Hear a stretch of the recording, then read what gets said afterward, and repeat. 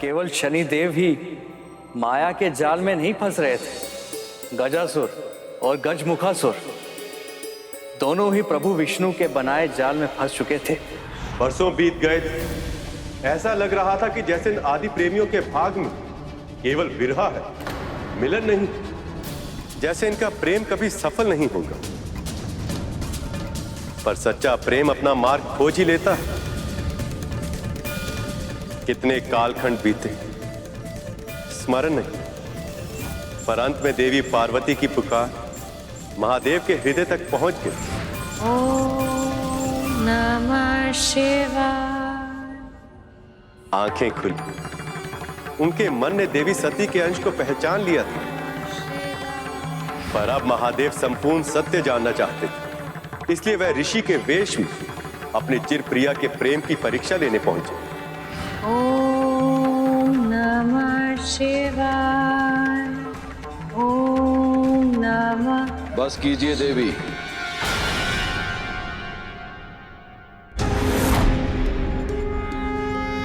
कौन है ये साधु ऋषि और मेरी शिव भक्ति में विघ्न क्यों कर रहे हैं? रोक दीजिए ये तपस्या। आप एक ऐसे व्यक्ति के साथ विवाह कैसे कर सकती हैं जो एक यावर का जीवन जीता है, जिसके पास आप जैसी रूपवती राजकुमारी को देने के लिए उपहार में और कुछ है तो बस दुर्गम कैलाश की चोटी, जहां हर समय मां भयंकर अस्थियां हिला देने वाली शीत का प्रभाव बना रहता है, जो हर समय भूत प्रेत पिशाच निशाचर बैलों और नागों जैसे पशुओं से घिरा रहता है। आप अपने महलों का सुखी जीवन छोड़ के एक ऐसे व्यक्ति के साथ विवाह करके अपने जीवन को सदैव के लिए दुस्वप्न क्यों बनाना चाहती हैं? बस कीजिए ऋषिवर।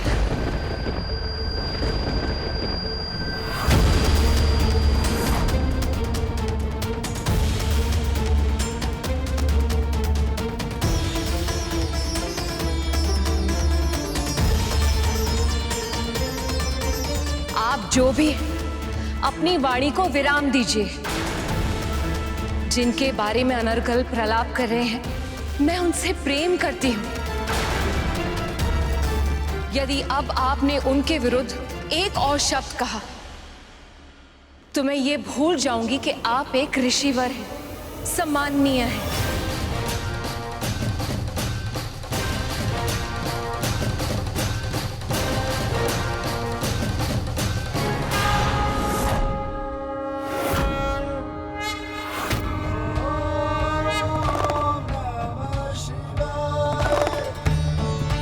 उस क्षण देवी पार्वती के लिए समय मानो थम सा गया था। उन्हें आभास हो गया था कि शिव से उनका मिलन होने को।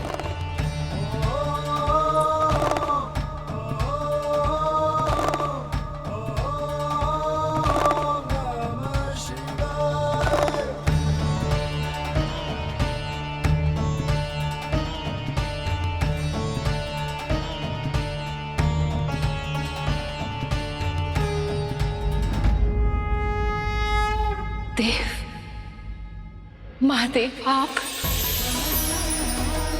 इसका अर्थ है कि मेरी तपस्या सफल हुई। अब हमारा मिलन होगा। और इस तरह कई कठिन परीक्षाओं के बाद शिव और सती विवाह सूत्र में बंधने वाले थे।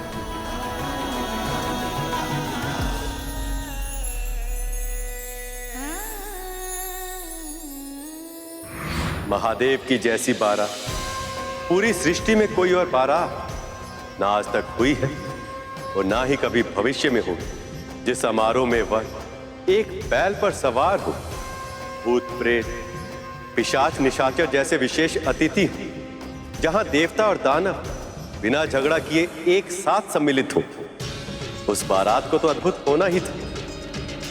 और वर की शोभा का तो वर्णन ही कैसे किया जाए। उनके पूरे तन में भस्म लगी थी, सर्प आभूषण थे, शीश पर जटाएं थी और उन्होंने अघोरी की तरह वस्त्र पहने हुए थे। पर जब वधू की मां ने ऐसे वर को देखा तो भय से काम कर अचेत हो गई। और तब पार्वती ने महादेव से अवसर के अनुरूप वेश धारण करने की विनती की। सभी देवी देवताओं ने उन्हें विश्व के सबसे उत्तम रेशमी वस्त्रों और दुर्लभ मणियों से सजाया। महादेव ने कामेश्वर का रूप धारण किया और उनकी आभा पूर्ण चंद्र से भी अधिक मनोहर हो गई। उन्हें इस रूप में देखकर महारानी मैनावती परम प्रसन्न हुई और इस प्रकार महादेव और देवी पार्वती का विवाह संपन्न हुआ। हर हर शंभू, हर हर शंभू, हर हर शंभू, हर हर शंभू।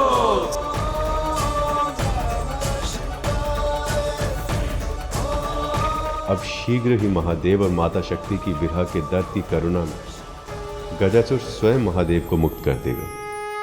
जहां एक और प्रभु विष्णु की योजना पूरी होने वाली थी, वहीं नियति शनि देव को कैलाश की ओर ले जा रही थी।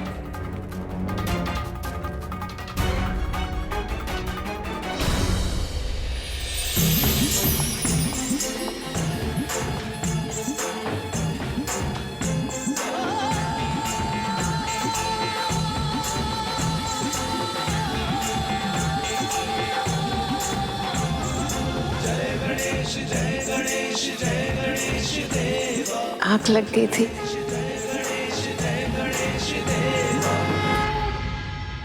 पुत्र, मुझे कितनी देर हो गई सोते सोते? कितने प्यार बीते उसका तो पता नहीं माँ, पर कुछ देर अवश्य हो गई है। तो तूने मुझे जगाया क्यों नहीं? इतनी देर से ऐसे ही बैठा रहा। कितनी असुविधा हुई होगी तुझे। यदि मैं आपके गोद में ऐसे सर रख के सो जाता तो क्या आपको असुविधा होती? असुविधा का तो प्रश्न ही नहीं उठता। मुझे तो सुख की अनुभूति होगी। बस माँ, बिल्कुल वही अनुभूति मुझे भी हुई है। मेरी सहायता से आपको तनिक विश्राम मिल पाए, ये मेरे लिए असुविधा नहीं, बहुत सुख की बात है माँ। आज अब तू सो जा मेरे पास, आजा। जग में उसे बनाते।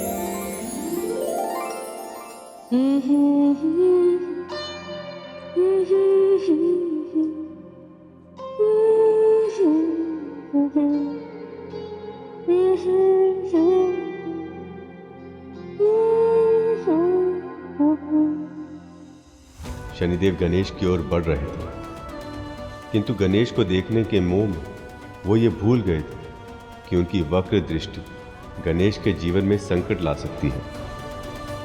मन चाहता है कि आगे बढ़ता जाऊं, मस्तिष्क कहता है कि वापस लौट जाऊं, और ये पग हैं कि रुकने का नाम ही नहीं लेते। ऐसे में क्या करूं मैं?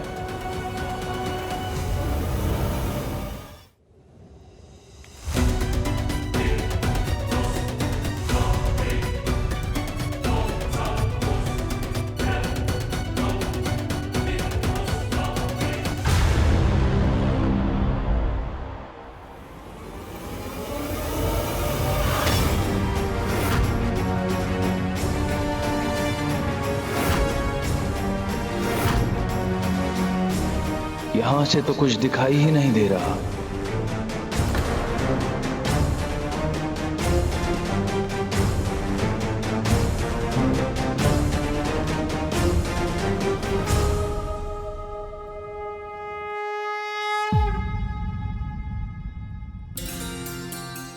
चंद्र का प्रकाश तेरे विश्राम में विघ्न पहुंचा रहा होगा।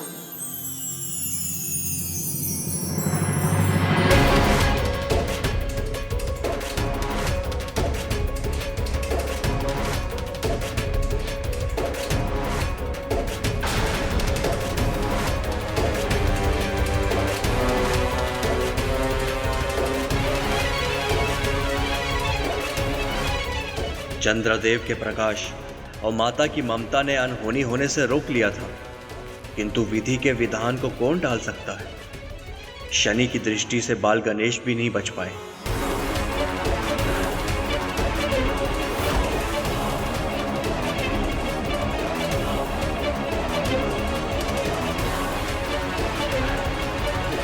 शनिदेव, यहाँ तक आने के बाद इस बालक को बिना देखे क्यों जा रहे हैं?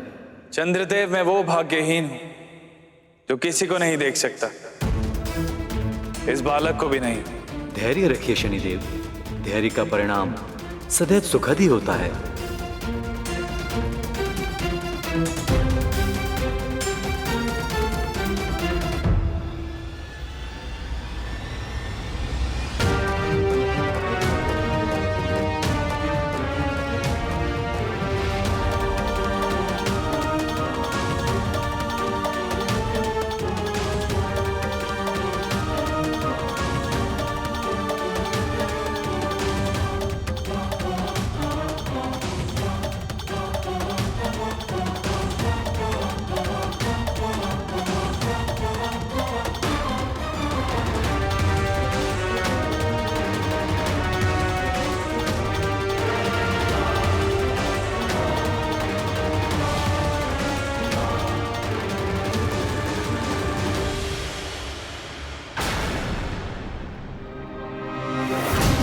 काली छाया।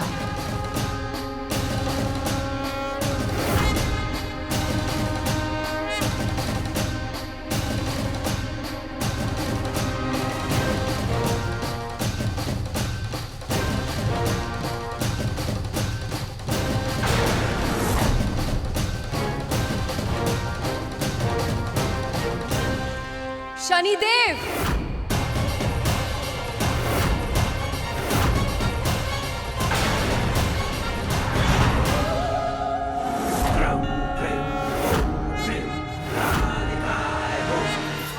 वक्र दृष्टि से मेरे पुत्र को देखने का साहस भी कैसे किया आपने?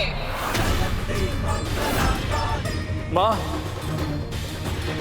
मुझे क्षमा कर दीजिए माँ। आपका कर्तव्य है कि आप अपनी भावनाओं को नियंत्रित रखें। अपने धर्म से बाध्य हैं आप, और फिर भी आपने ये नियम तोड़ दिया। मेरे पुत्र के साथ अकल्पनीय अपराध कर दिया आपने, और अब इस अपराध का दंड आपको भोगना ही होगा दंडाधिकारी। मुझे क्षमा कर दीजिए।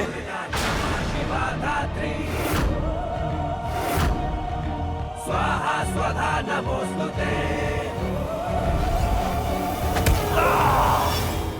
मुझे क्षमा कर दीजिए माँ।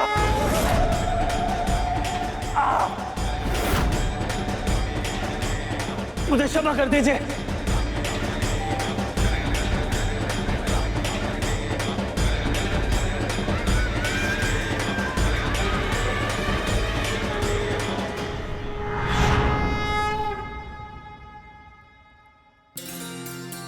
क्या हुआ माँ? कुछ नहीं हुआ पुत्र, और तुझे कुछ होने भी नहीं दूंगी।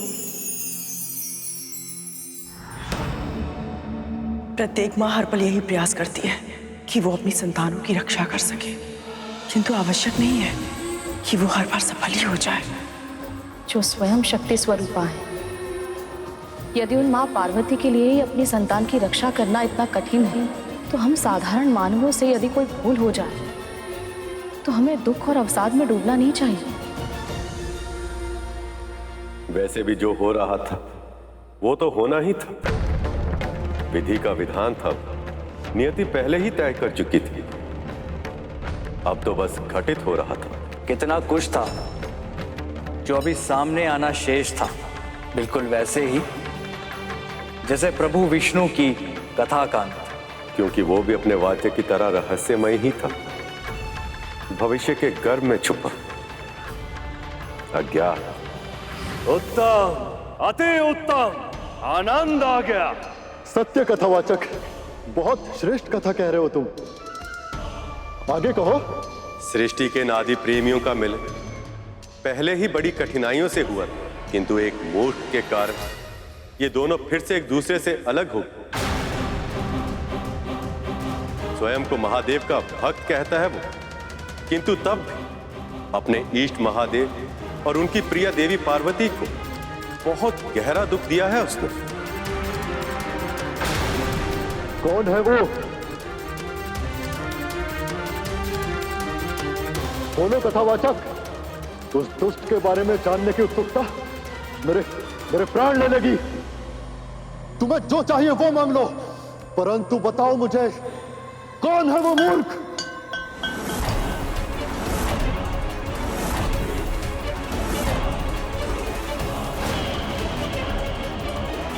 बोलो कथावाचक, कौन है वो? यदि आपके लिए अपने वचन का तनिक भी महत्व है तो महादेव को अपने उदर से बाहर आने दीजिए महाराज।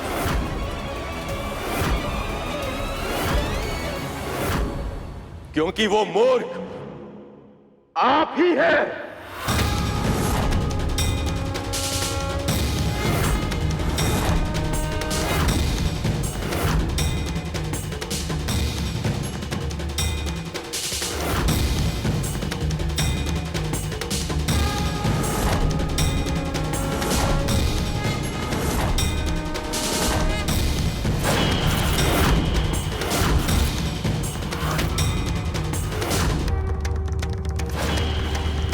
मैं तुम्हें अंतिम चेतावनी दे रहा हूं गजासुर।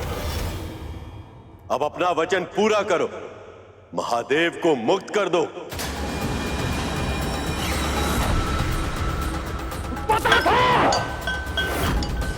पता था ये कोई साधारण कथावाचक नहीं है। छल किया है विष्णु ने, छल। गजासुर, किसी भी मूल्य पे महादेव को उधर से बाहर मत आने देना, किसी भी मूल्य पर नहीं। तुम अपनी चिंता करो गजमुखासुर। असाधारण वरदान मांगकर तुम अमर हो गए, क्योंकि पिता के योगदान के बिना केवल मां से एक संतान की उत्पत्ति नहीं हो सकती। पर ऐसा एक बालक संसार में जन्म ले चुका है और शीघ्र ही वो तुम्हारा अंत करेगा।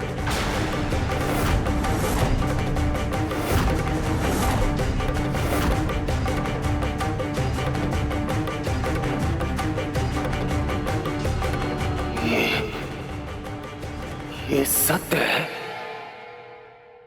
गजासुर। ये क्या हो गया? मुझे क्षमा करना मेरे भाई।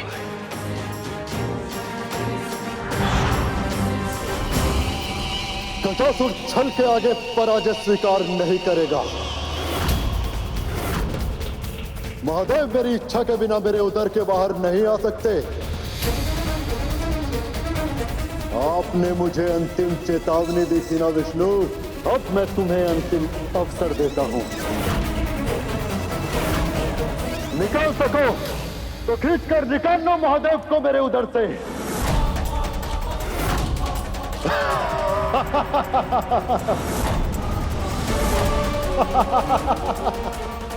गजासुर महादेव से मिले वरदान के कारण इतने अहंकार में था कि उसे ज्ञात भी नहीं कि वो किसके समक्ष चुनौती रख रहा है।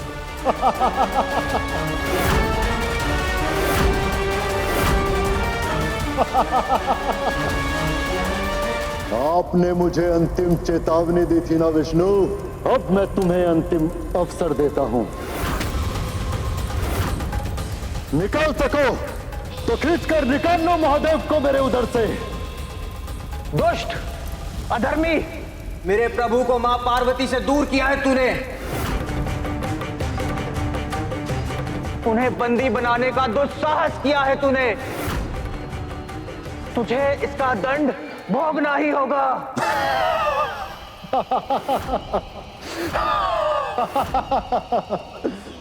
स्वयं महादेव का वरदान प्राप्त है मुझे। कोई भी देवी, देवता, सुर, गंधर्व, मानव, दानव, ऋषि, मुनि, कोई भी मुझे छू भी नहीं सकता। तो तू मेरा क्या अहित कर पाएगा पशु?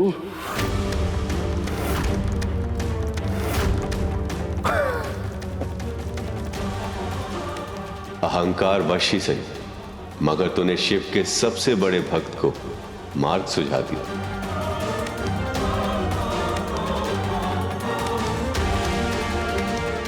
भगवान का वरदान भी आज इस भक्त के क्रोध से तेरी रक्षा नहीं कर पाएगा गजासुर।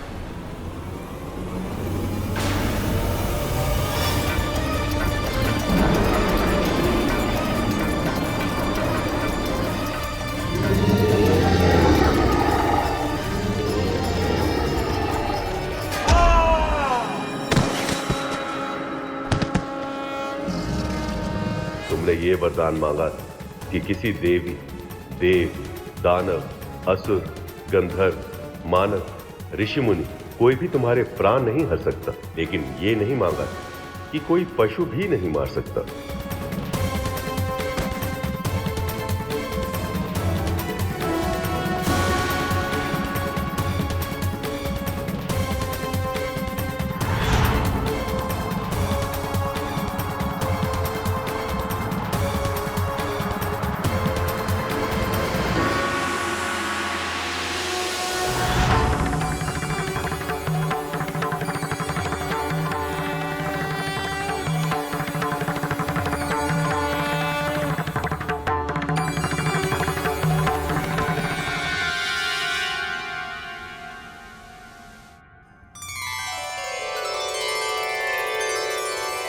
प्रभु,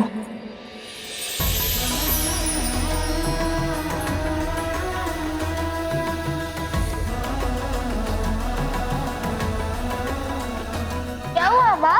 आप इतने प्रसन्न, वो भी इतना अधिक, और उसके कारण सब और प्रकाश मिल गया।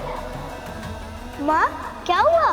मेरी प्रसन्नता इस प्रकाश के कारण नहीं है पुत्र, ये प्रकाश मेरी प्रसन्नता का कारण है, क्योंकि इस प्रकाश से तेरे पिता का अस्तित्व जुड़ा है। मेरे पिता से? हाँ पुत्र, और अब ये संकेत है कि वो वापस आ रहे हैं। मैं अपने पिता से मिलूंगा। वो कैसे दिखते हैं? वो कौन है? उनका नाम क्या है? पुत्र, मैं तुझे सब कुछ विस्तार में बताऊंगी, परंतु अभी मुझे स्नान के बाद अपनी पूजा समाप्त करनी है। तब तक मैं क्या करूँ माँ? कुछ ऐसा दीजिए ना कि मैं आपकी सेवा कर सकूं। आ मेरे साथ।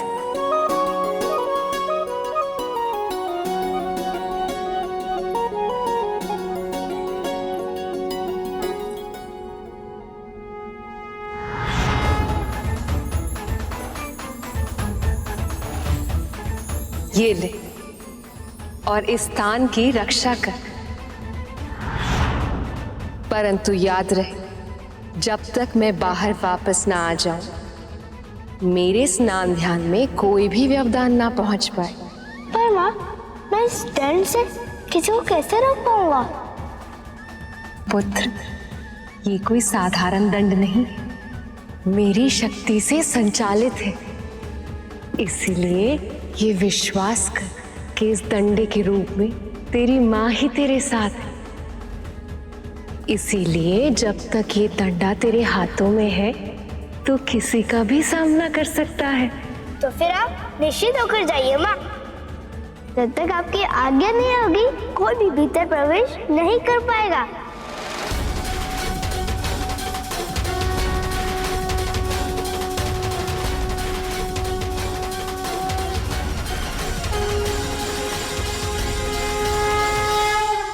मुझे क्षमा कर दीजिए प्रभु। माता से दूर करके मैंने बहुत बड़ा पाप किया है। अपने भगवान को कष्ट पहुंचाया मैंने। तुम्हारी इच्छा अनुचित थी गजासुर, और इसीलिए अपनी महत्वाकांक्षा को पूरा करने के लिए तुमने जो मार्ग चुना वही तुम्हारे पतन का कारण सिद्ध हुआ। परंतु जो भी हो, तुम हो तो मेरे भक्त ही, इसलिए मैं तुम्हें क्षमा करता हूं गजासुर। और यही नहीं, तुम अमर होना चाहते थे, अब मैं तुम्हारी ये इच्छा भी पूरी करूंगा। तुम्हारे चर्म को वस्त्र की तरह धारण करूंगा मैं, ताकि अनंत काल तक ये संसार तुम्हें सदैव स्मरण रखे। आप दया निधान है प्रभु। आपकी सदा ही जय हो।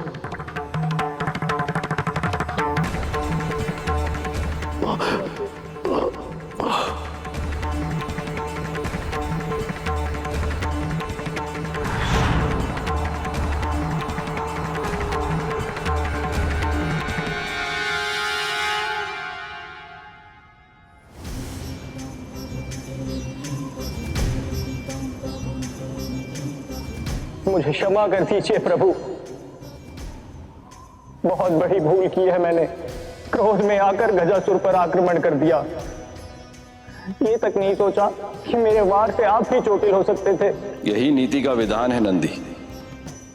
तुम्हें ही गजासुर का अंत करना था। ये संसार पशु को निर्बल समझता है, पर पशु की निष्ठा ऐसी होती है कि यदि स्वामी के लिए कुछ करना हो तो वो सोच विचार में समय व्यर्थ नहीं करता, निष्ठा अनुसार कर देता है।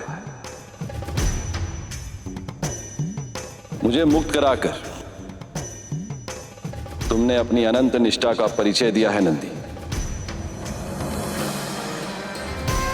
वैसे तो मैं भक्त और भगवान के बीच में व्यवधान नहीं बनना चाहता, किंतु इस समय आपको मेरे साथ चलना होगा, क्योंकि मैंने देवी पार्वती को यह वचन दिया कि उनकी पूजा समाप्त होने से पहले मैं आपको वापस ले आऊंगा। धन्यवाद सखा। मैं आ रहा हूं पार्वती। मैं तुम्हारे पास वापस लौट के आ रहा हूं।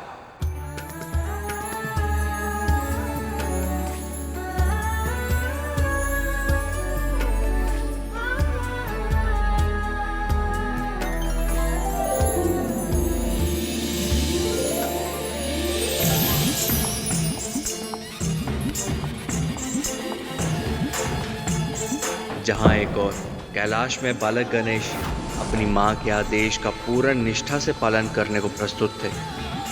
चाहे कुछ भी हो जाए, मेरे रहते अंदर कोई भी प्रवेश नहीं कर सकता।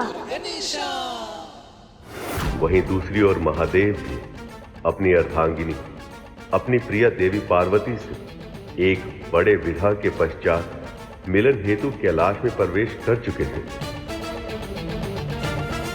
नंदी, प्रभु इतने तीव्र गति से चल रहे हैं, बहुत प्रयास करने पर भी हम उनके पग से पग नहीं मिला पा रहे। इस समय प्रभु के मन में माँ से मिलने की इतनी तीव्र इच्छा है कि उनके पाँव की गति आंधियों के वेग से भी अधिक हो गई है। ऐसे में हमारा पीछे छूटना तो स्वाभाविक है श्रृंगी।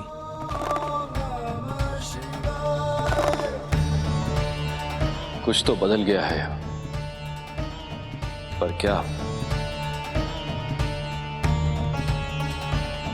पार्वती कहाँ?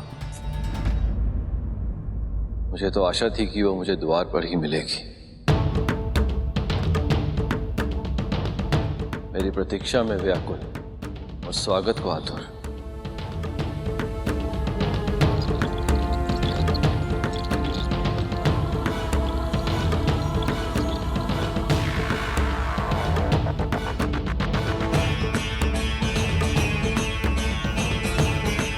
ये कौन है जो यहाँ चले आ गए हैं?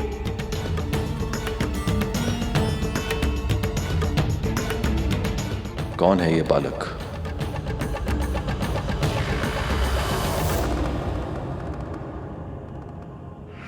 परंतु याद रहे, जब तक मैं बाहर वापस ना आ जाऊं, मेरे स्नान ध्यान में कोई भी व्यवधान ना पहुंच पाए।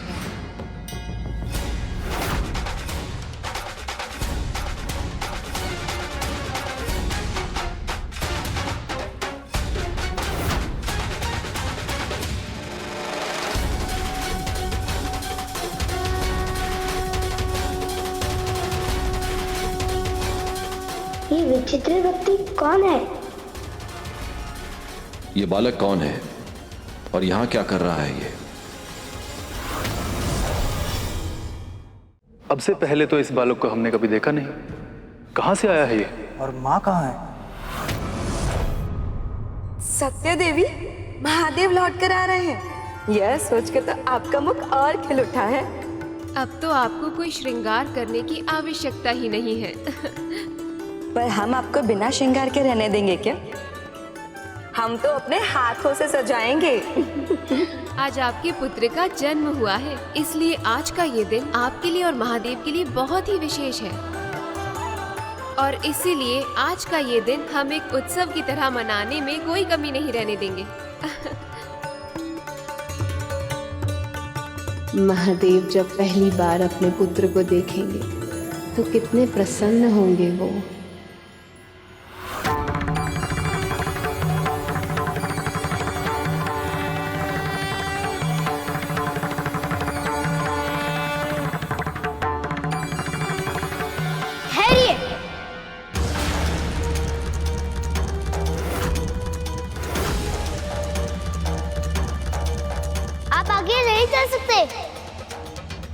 माँ की आज्ञा है कि जब तक वो स्वयं बाहर ना आ जाए तब तक किसी को भीतर जाने की अनुमति ना दूं।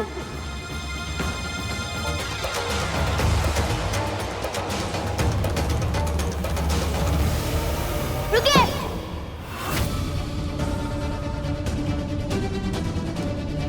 भीतर प्रवेश करना वर्जित है। अपना परिचय तक तो दिया नहीं और आगे बढ़े चल जा रहे हो कौन तुम?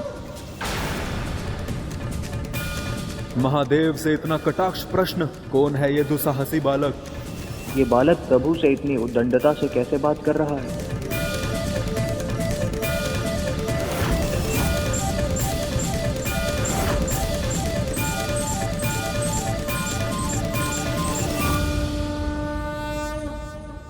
लगता है कोई भिक्षु को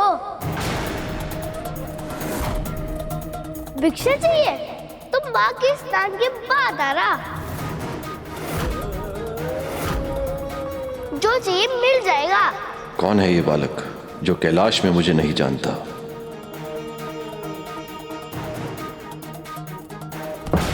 सुना नहीं? तुम्हें आगे बढ़ने की आज्ञा नहीं है।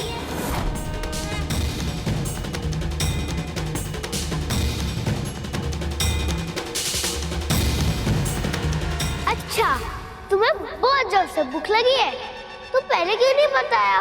मैं तुमको मेरे फल दे सकता हूँ, चाहिए? तुम कौन हो बालक? मैं तुम्हें भीतर जाने से रोक रहा हूँ, फिर भी समझ में नहीं आया? यहाँ का स्वामी हूँ मैं।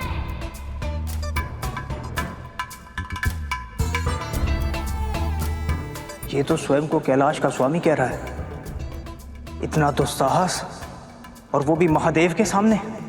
और तुम मेरे द्वार पे आए हो, इसलिए तुम अपना परिचय दो। कौन हो तुम? कहाँ से आए हो?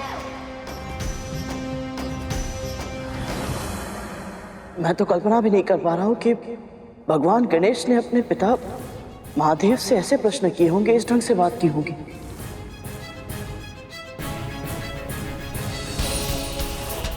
मैंने तो उन्हें केवल अपने माता पिता से ही नहीं बल्कि सभी देवी देवताओं से बड़े ही विनम्र और सम्मान के साथ बात करते हुए देखा है।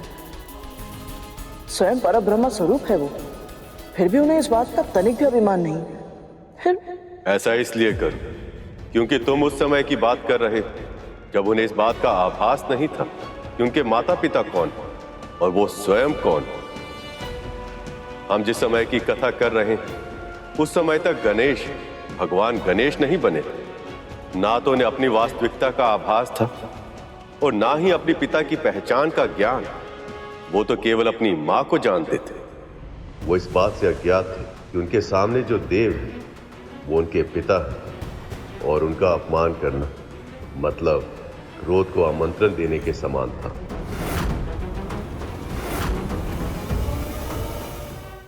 मैं कौन हूं, मैं कहां से आया हूं? वैसे तुम मुझे किसी भी नाम से पुकार सकते हो, सब नाम मेरे ही तो हैं। तो तुम्हारा भी कोई नाम नहीं है, मेरा भी नहीं है। मेरी माँ ने अभी तक नहीं रखा। तुम रहते कहाँ? घर कहाँ है तुम्हारा? ये महादेव का ही घर है बालक। मैं सर्वव्यापी हूं, सृष्टि के कण कण, फिर चाहे वन हो या नगर, फिर चाहे गांव पर्वत हो या शमशान, सभी स्थान मेरे ही घर हैं। ये समझ लो कि ये संसार मेरे घर की धरती है और ये आकाश मेरे घर की छत। वैसे ये कैलाश भी मेरा ही घर है। अब तक तो मैं तुम्हें भिक्षुक समझ रहा था और तुम तो बहरूपी निकले। ए बालक, प्रभु तुम्हें बालक समझ के मुस्कुरा रहे हैं। जिन्होंने संसार को सब कुछ दिया, इस सृष्टि के कल्याण के लिए अपना सब कुछ त्याग दिया, उन्हें कभी भिक्षुक कहते हो तो कभी बहरूपिया। अरे लज्जा आनी चाहिए तुम्हें। तुम कह रहे हो इसलिए मैं मान लूं। ये सब कुछ संसार को देते हैं, जिनके पास ना तो ढंग के वस्त्र है और ना तो कोई रहने का स्थान।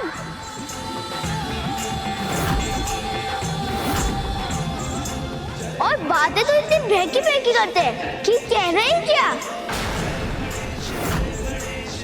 तो फिर और क्या पुकारूं इन्हें? जाकर जल में अपना प्रतिबिंब देखो, कोई भिक्षु या 2 रुपये रखते हो? कितनी घनी चटाई है तुम्हारी, कभी सोच करके सुलझाते नहीं हो क्या? और विडंबना यह है कि जिस समय वो बालक महादेव से ऐसे प्रश्न कर रहा था, उस समय मां पार्वती अपना श्रृंगार करते हुए भी महादेव के ध्यान में ही रमी थी और उनकी स्तुति करते करते उस बालक के प्रश्नों के उत्तर दे रही थी। परंतु वो बालक अपने अज्ञान और अभिमान के कारण उन्हें सुनने में असमर्थ था। ये केश उन्हें बहुत प्रिय है, जिस तरह मुझे प्रिय है मेरे महादेव की जटाएं, क्योंकि वो शुद्धता के प्रतीक है। महादेव ने अपनी जटाओं में गंगा को बांधकर उसे भी पवित्र कर दिया है। तभी तो महादेव की जटाओं के एक सिरे से जो गंगा निकलती है और जब वो धरती पर जाती है तो उसमें स्नान करने वाले सभी के पाप धुल जाते हैं। और ये ललाट के बीच में आग क्यों है? 2 आग देखने के लिए कम कर रही थी क्या? स्वामी का तीसरा नेत्र इस बात का प्रतीक होता है कि हम जो 2 आंखों से देख पाते हैं वो सदैव सत्य नहीं होता।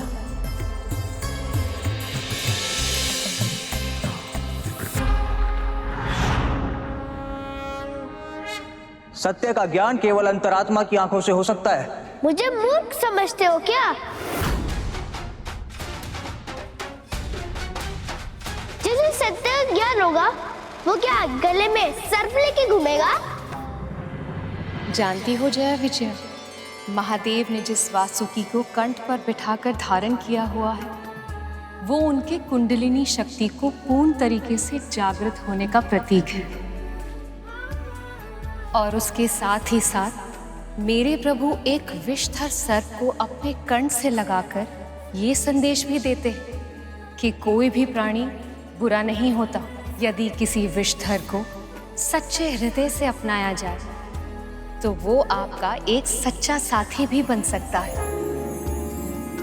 ये देखो मेरी माला बहुत सुंदर है ना? मेरी माँ ने दी है। और स्वयं देखो तुम्हारी माला कितनी रूखी सूखी विचित्र सी है। संसार का कोई भी आभूषण रुद्राक्ष से सुंदर नहीं हो सकता, क्योंकि वो मेरे प्रभु के प्रेम के प्रतीक हैं। जब सती रूप में मेरा उनसे विरह हुआ था तो मेरी स्मृति में उनकी आंखों से जो 2 आंसू गिरे थे वही रुद्राक्ष के बीज बने। और ऐसे आंसू रूपी रुद्राक्ष को अपना आभूषण बनाकर महादेव ने उसे संसार के लिए कल्याणकारी बना दिया।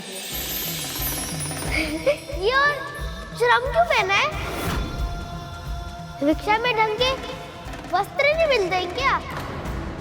सादा जीवन जीते हुए भी उच्चतम विचारों के सिद्धांत को मेरे महादेव से अधिक और कोई सार्थक नहीं कर सकता। मृत पशु का चर्म किसी योग्य नहीं होता, परंतु महादेव ने उसे भी उपयोगी बना दिया ताकि वस्त्रों के लिए प्रकृति का दोहन ना हो। जानती हो ना, रेशम के धागे के लिए कितने ही कीट अपने प्राण गंवा देते हैं और कपास उगाने के लिए कितने ही वन काट दिए जाते हैं। यही नहीं, महादेव तो वो हैं जिन्होंने अपने शत्रु के चर्म को अपनाकर उन्हें सम्मान दिया, उनका सत्कार किया। इनके मन में कोई द्वंद्व नहीं है, ना कोई मित्र है और ना ही कोई शत्रु। सबके साथ समान व्यवहार करते हैं प्रभु। ऐसे हैं मेरे महादेव। लगता है तुम सब इनके भक्त हो। तुम्हारे अनुसार ये त्रिशूल और डमरू का भी कोई महत्व होगा। महादेव के एक हाथ में त्रिशूल और दूसरे हाथ में डमरू सजता है। इन दोनों से अधिक भला और क्या अच्छा आभूषण हो सकता है उनके लिए, क्योंकि त्रिशूल सृष्टि, स्थिति और संहार का प्रतीक है। वो दर्शाता है कि तमस, रजस और सात्विक इन तीनों गुणों पर महादेव का पूर्ण नियंत्रण है। वही डमरू से ब्रह्मनाद का, ब्रह्माक्षर का, स्वर का, व्यंजन का, इस सारे संसार का जन्म हुआ है।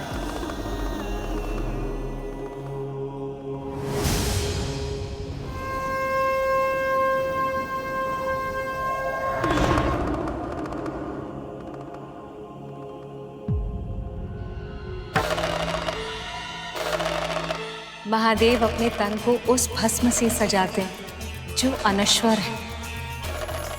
सब कुछ जल जाने के बाद जो बच जाती है वही है भस्म।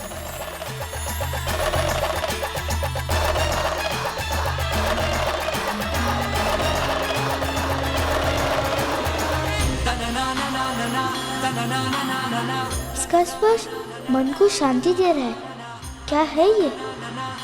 अब इस ना समझ के प्रभु के वास्तविक रूप का और महिमा का ज्ञान अवश्य होगा।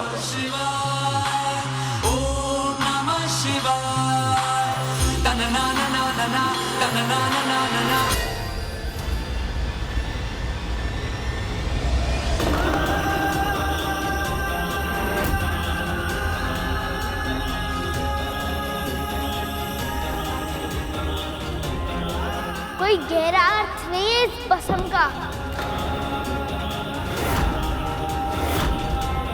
केवल एक ही कारण है, आलस।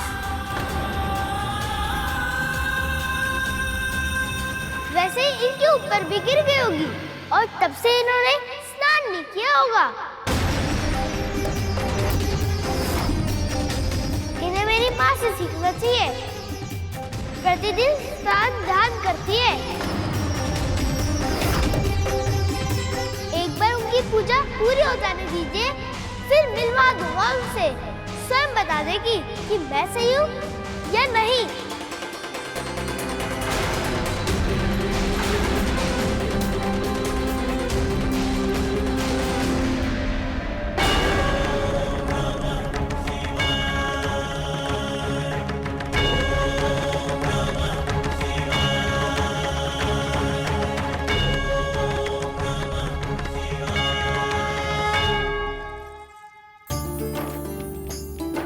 देवी, अब आप पूर्ण रूप से तैयार हो गए हैं।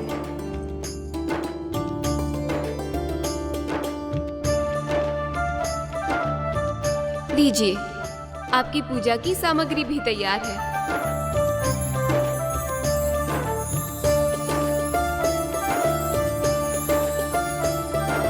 रुकिए, आपके बालों की ये एक लट ना बहुत ही हठी है। इसे मैं सही कर देती हूँ। बस बस बस करो जय विजया। महादेव आते ही होंगे। प्रवेश करते ही यदि उनकी आंखों ने मुझे नहीं देखा तो वो निराश हो जाएंगे। उनके आने से पहले मुझे पूजा भी समाप्त करनी है। अब जाओ। चलो। कितने प्रसन्न होंगे प्रभु जब उनकी अपने पुत्र से प्रथम भेंट होगी।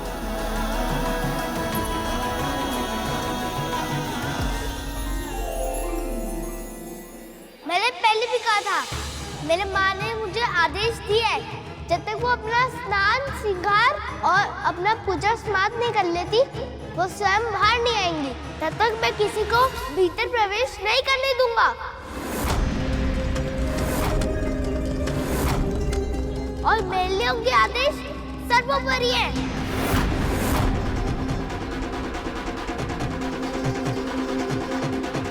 तुम्हारी मातृभक्ति देख के बहुत प्रसन्नता हुई बाल, पर बस कुछ और नहीं सुनना मुझे।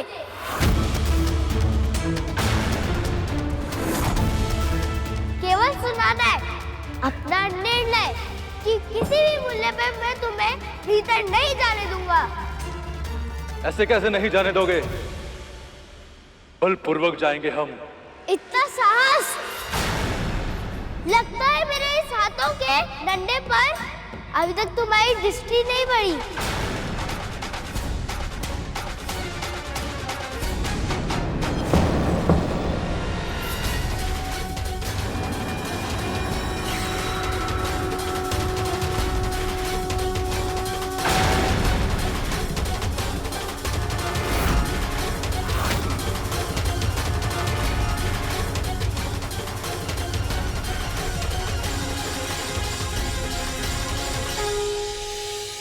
इस डंडे का इतना प्रभाव, ये कैसे संभव है प्रभु? ये कंपन तो मेरे डंडे की है। सब ठीक तो है ना पुत्र?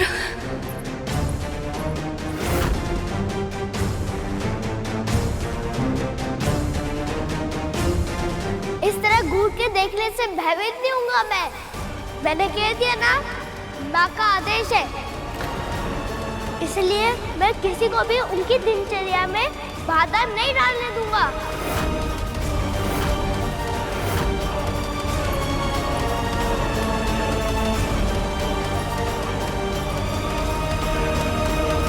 यदि तुम्हारी माँ चाहती है कि उनसे कोई भेंट ना करे तो ऐसा ही होगा।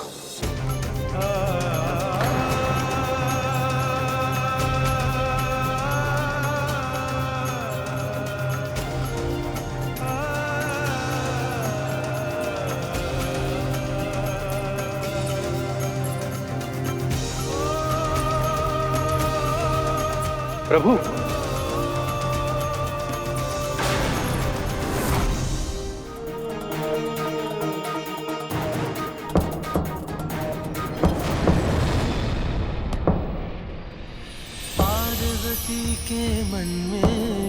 अच्छा, तो इस डंडे को जमीन पर पटकने से कंपन आई थी। मेरा पुत्र बिल्कुल भैया विष्णु के अवतार कृष्ण के भांति ही नटखट है, ठीक वैसा जैसा मैं चाहती थी।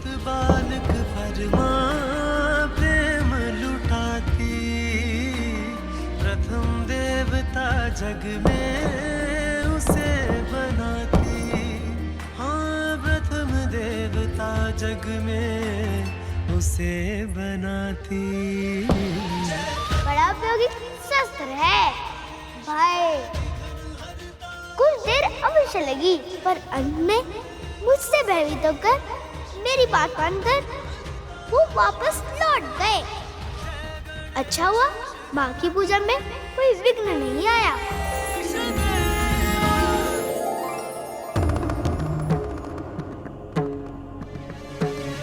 प्रभु, इतने लंबे समय से आप माँ से मिलने की प्रतीक्षा कर रहे थे और अब एक बालक के कहने पर उनसे मिले बिना ही वापस लौट रहे हैं। प्रभु, आपको तो उसे दंड देना चाहिए। हाँ प्रभु, हम सबने इतना समझाया, पर हमारी बात माननी तो दूर, उसने सुनी तक नहीं। इतनी कम आयु में उसमें इतना अभिमान है, तो भविष्य में उसका व्यवहार कैसा होगा प्रभु?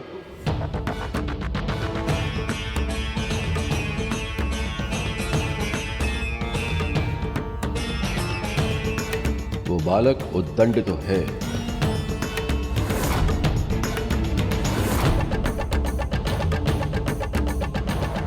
जिस समय नंदी, श्रृंगी और अन्य सभी शिवगण महादेव के रौद्र रूप को जगाने का प्रयास कर रहे थे, वहीं मां पार्वती शिवलिंग पर जल चढ़ाकर महादेव के शांत रूप को पूज रही थी। और इसका आभास महादेव को भी हो गया था।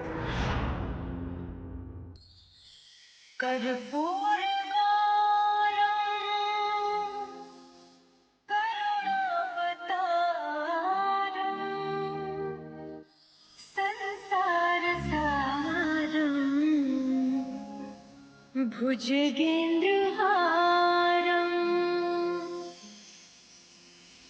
कर्पूरहारं करुणावतारं संसारसारं भुजगेन्द्रहारं।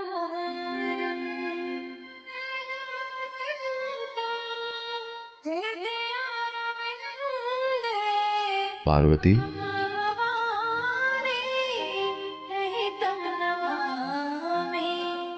कर्पूरगारं करुणावतारं संसारसारं भुजगेन्द्रहारं।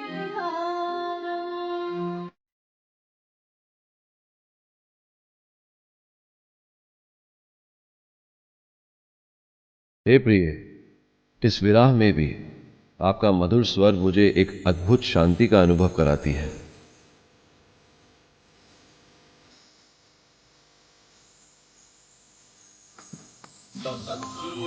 मैं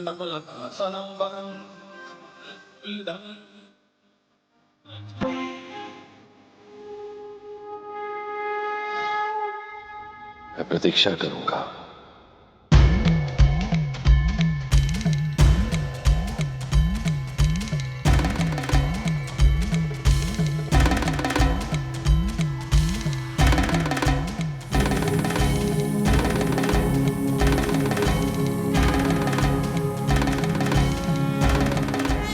प्रभु तो पुनः ध्यान करने लगे। उस बालक के कारण प्रभु और माता के मिलन में एक बार फिर विलंब हो गया। अब मुझे ही उस उद्दंडी बालक को शीशता का पाठ पढ़ाना होगा ताकि प्रभु और माता का मिलन शीघ्र ही हो सके। इतना सब कुछ हो जाने के बाद भी महादेव को क्रोध क्यों नहीं आया गुरुदेव? वो स्वयं को शांत कैसे रख पाए? महादेव का रुद्र रूप उनके संपूर्ण व्यक्तित्व का एक अंश भी नहीं है, पर उसकी तीव्रता के कारण सभी अपने मन में महादेव की वही रुद्र छवि बना लेते हैं, जबकि सत्य तो यही है कि वह सच में भोलेनाथ ही हैं। वे कभी अहंकार नहीं करते, किसी की बात का बुरा नहीं मानते, कभी किसी से प्रतिशोध नहीं लेते। ये उनका स्वभाव ही नहीं है गरुड़। और उस समय भी उन्होंने वही किया। वे ध्यान में बैठ गए और समाधि की अवस्था में चले गए, परंतु नंदी, श्रृंगी और अन्य सभी शिवगण इतने शीघ्र ही शांत होने वाले नहीं थे।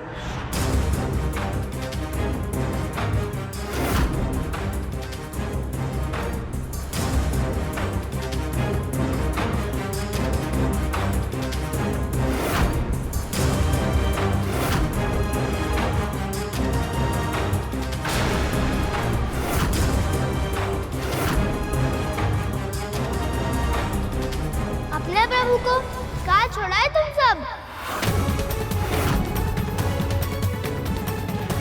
बालक, तुम्हारी उद्दंडता अब सीमाएं तोड़ रही है। यदि अपनी माँ की आज्ञा पालन करना उद्दंडता है, तो ये उद्दंडता मैं अवश्य करूँगा। देखता हूँ क्या बिगाड़ते हो तुम सब मेरा। सावधान बालक, तुम हमारे प्रभु को नहीं जानते। वो शिव हैं, शिव, देवों के देव महादेव। इनका क्रोध बहुत भयंकर होता है। ना तो मैं उनके क्रोध से भयभीत हूँ और ना तो उसकी भयंकरता से। भयभीत होने की आवश्यकता है बालक। जब अहंकार बुद्धि पर हावी हो गया था और वह चालता विवेक पर भी, तब उन्होंने ब्रह्मा जी का शीश काट दिया था। ऐसे है हमारे महादेव।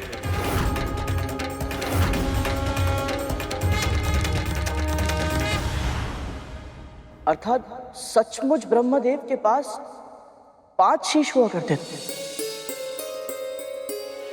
5 मुख और 5 शीश वाले तो केवल परम ब्रह्म होते हैं ना। इसका अर्थ तो ये हुआ ना दीदी कि ब्रह्मदेव भी पहले उसी श्रेणी में आते थे, पर अब नहीं। ऐसा क्यों गुरुदेव? ये कौन सी कथा है? गणेश की ही तरह तुम्हारे मन में भी बहुत जिज्ञासा है गरुड़, पर हम तुम्हारी हर जिज्ञासा को शांत करेंगे गरुड़। ये कहानी उस समय की है जब इस संसार में कुछ भी नहीं था। शिव और शक्ति की ऊर्जा से प्रभु विष्णु और ब्रह्मदेव ने जन्म लिया, परंतु उन दोनों के बीच तर्क वितर्क होने लगा कि दोनों में बड़ा कौन है। सृष्टि का सृजन करता हूं मैं, और सृजन से ही सब कुछ आरंभ होता है, और मेरे बिना ना सृष्टि का अस्तित्व होता ना जीवन। इसलिए मेरा महत्व अधिक है। मैं ही बड़ा हूं, सबसे बड़ा हूं मैं। आप अपनी कल्पना से जो रचते हैं, मैं उसे संचालित करता हूं। मेरे बिना सृष्टि का संतुलन संभव ही नहीं है, और बिना संतुलन के विनाश होने में तनिक समय नहीं लगता। इसलिए मेरा महत्व अधिक है। आप भ्रम में हैं। आप सत्य पहचानिए। यदि मैं सृजन न करूं तो क्या संचालित करेंगे आप? और मैं संतुलन न बनाऊं तो आपके सृजन को नष्ट होने में कितना समय लगेगा? मेरा कार्य अधिक महत्वपूर्ण है और मेरे कार्य के बिना आपका कुछ भी करना महत्वहीन है।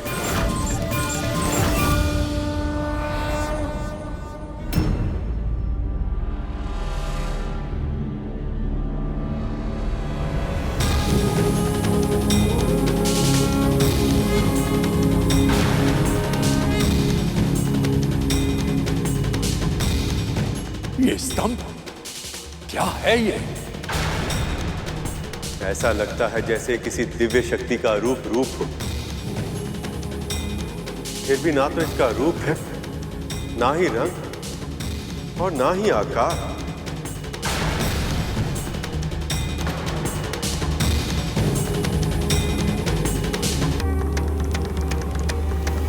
कौन है आप? यही तो जानना है तुम्हें। स्वयं को सबसे बड़ा सिद्ध करने का प्रयास कर रहे थे तुम दोनों। जो इस स्तंभ का आदि और अंत ढूंढ लेगा वही सबसे सर्वश्रेष्ठ कहलाएगा और वही पूजनीय बन जाएगा।